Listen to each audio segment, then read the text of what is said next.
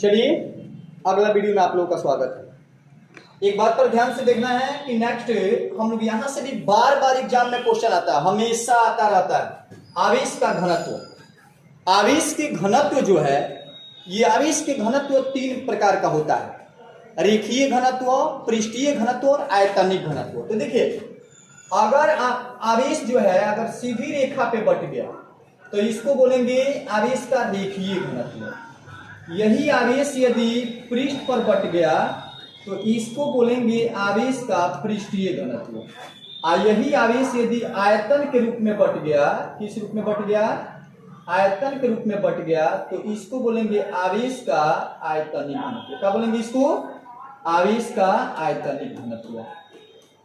देखिए, आवेश बटने की प्रक्रिया तो आवेश का वितरण, तो वितरण और घनत्व दोनों रिलेटेड है, क्योंकि आवेश बढ़ने की प्रक्रिया वितरण है और आवेश के परिमाण को, माने किसी अगर इसका लंबाई एक ले लें, एकांक लंबाई पर जितना आवेश उपस्थित होगा उसको घनत्व बोलते हैं। एकांक क्षेत्रफल पर जितना आवेश मौजूद होगा उसको क्या बोलेंगे? उसको यहाँ पे पृष्ठीय घनत्व, और यहाँ पे क्या बोलेंगे? अगर एकांक आयतन पर आवेश उपस्थित है तो उसको आयतनिक घनत्व बोलेंगे। देखिए, तो रेखीय घनत्व को हम लोग लैम्डा से रिप्रेजेंट करते हैं। क्या मिलाकर बनता है? Q बटा L। याद रखिएगा, इसकी लंबाई L है और इस पर परिमाण आवेश का कितना है?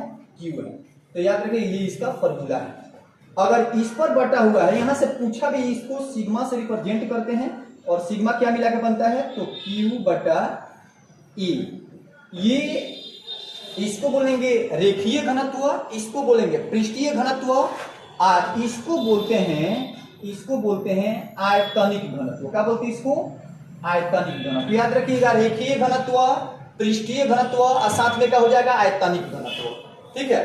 अगर एकांक लंबाई पर उपस्थित आवेश के परिमाण को रेखीय घनत्व, एकांक क्षेत्रफल पर उपस्थित आवेश के परिमाण को पृष्ठीय घनत्व और एकांक आयतन पर उपस्थित आवेश के परिमाण को आयतनिक घनत्व। एकांक माने एक, अगर क्षेत्रफल 1 मीटर स्क्वायर हो, जितना आवेश होगा उसको पृष्ठीय घनत्व बोलेंगे। अगर आयतन 1 हो, जितना आवेश है उसको क्या बोलेंगे? आयतनिक घनत्व बोलेंगे। इसके बाद आता है इसका एसआई मात्रक। तो ध्यान से देखेंगे, इसका एसआई मात्रक ऊपर कूलम और नीचे का मीटर, यानी कूलम पर मीटर होता है इसका एसआई मात्रक। इसका बनाइएगा तो कूलम पर मीटर स्क्वायर होता है, याद रखिएगा।